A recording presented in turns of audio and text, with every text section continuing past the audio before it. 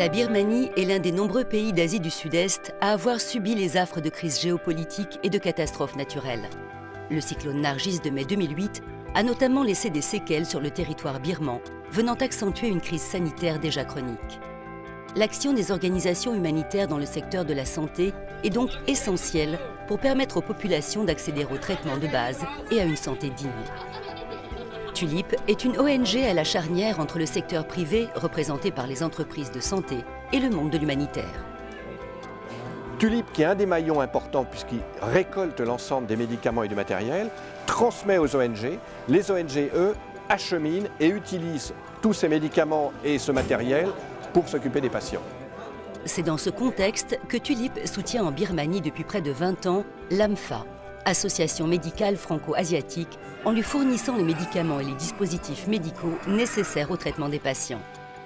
Les médicaments donnés par les entreprises de santé sont conditionnés en kit avant d'être confiés à l'AMFA, afin d'être répartis dans les hôpitaux et les dispensaires que l'ONG soutient. On a 3 objectifs chez Tulip, c'est de coordonner tout d'abord tous les dons de produits de santé des entreprises françaises pour éviter des donations inutiles, tout en répondant au plus près aux besoins des ONG qui nous en font la demande. La 3e mission de Tulip, c'est de suivre les donations jusque sur le terrain en faisant des audits pour s'assurer du bon suivi, de la bonne traçabilité et du bon usage du médicament sur place. Au sud du pays, dans l'archipel de Miyek, les kits accompagnent les médecins de l'association qui viennent à la rencontre des populations les plus reculées pour leur offrir soins et réconfort. En plus de ces visites régulières, l'AMFA forme médecins et infirmières afin d'assurer une permanence dans les dispensaires. Celui-là, il faut le prendre avant de dormir et celui-ci pendant la journée.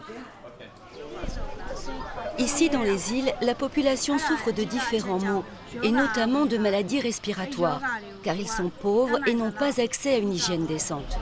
C'est pour cela que je suis là aujourd'hui, pour traiter des différents cas et pour sauver des vies. Les patients arrivent ici, s'enregistrent, puis ils viennent me voir pour la consultation et je leur explique comment prendre les médicaments qu'ils trouveront au dispensaire. Tous les médicaments reçus sont de très bonne qualité, ils sont très efficaces.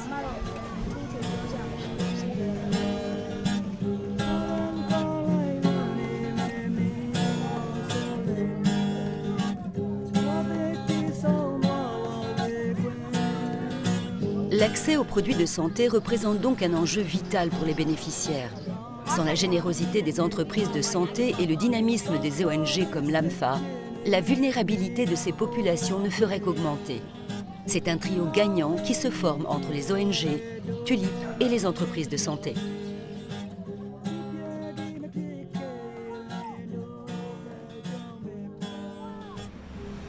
C'est à Gare au Nord, près de l'aéroport de Roissy-Charles de Gaulle, que commence le circuit du médicament et du dispositif médical. La générosité des entreprises de santé se traduit de 2 manières. D'une part, elles font don des traitements de base à Tulip, et d'autre part, les employés de celles-ci contribuent aux côtés des bénévoles à préparer les kits qui seront acheminés dans les pays en crise. On a 3 types de kits, des kits pédiatriques, des kits adultes et des kits plus spécifiques à l'urgence. Ces kits, une fois conditionnés, sont prêts à partir très rapidement et sinon sont stockés assez peu de temps à Gare au Nord, le temps que les ONG viennent les chercher pour d'autres besoins que l'urgence. Se rendre compte de ce qu'on met dans ces cantines, c'est être déjà quasiment au contact des opérations. Quand on voit des seringues, des compresses, des antalgiques, des antibiotiques, ça donne tout de suite une idée de ce que c'est au quotidien l'urgence humanitaire. Et la deuxième chose qui m'a frappé, c'est qu'on se retrouve dans un établissement pharmaceutique et on applique les mêmes règles, la traçabilité par exemple, la qualité, que ce qu'on peut appliquer pour un patient français à la pharmacie d'officine du coin de la rue. Je pense à une chose et une seule, c'est à l'émerveillement des soignants quand ils vont ouvrir ces cantines qu'on a préparées avec beaucoup d'attention et qui vont y trouver les remèdes d'urgence qui leur font cruellement défaut, des antibiotiques, des antifongiques, des antiparasitaires, etc. Retour à Miyek, au sud de la Birmanie. Dans l'hôpital mère-enfant, le besoin est immense. Habituellement, les familles des patients doivent piocher dans leurs maigres économies pour s'approvisionner en médicaments et matériel médical dans des pharmacies privées. Dans celle-ci, les produits sont parfois très chers et de qualité douteuse. Tulip nous fournit beaucoup de médicaments qui nous sont très utiles pour les maladies tropicales. Dans le futur, j'espère que nous aurons des pharmaciens basés dans notre hôpital que nous pourrions consulter afin d'adapter et de doser plus efficacement les médicaments. Nous ferions une bonne équipe pour traiter les patients. Aujourd'hui, nous avons besoin de pharmaciens dans nos hôpitaux. C'est très important que les entreprises de santé continuent à donner des médicaments, en particulier des antibiotiques qui sont la demande principale dans des pays comme le Myanmar, parce que souvent c'est dans les zones tropicales qu'il y a plus de besoins. Et les antibiotiques sont les premiers médicaments utilisés dans ces cas-là.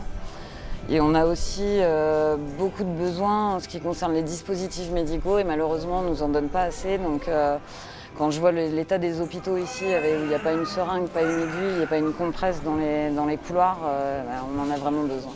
En Birmanie, le besoin est donc criant. Sans Tulip, beaucoup de ces patients auraient des difficultés à recevoir des soins décents et à recouvrer une bonne santé.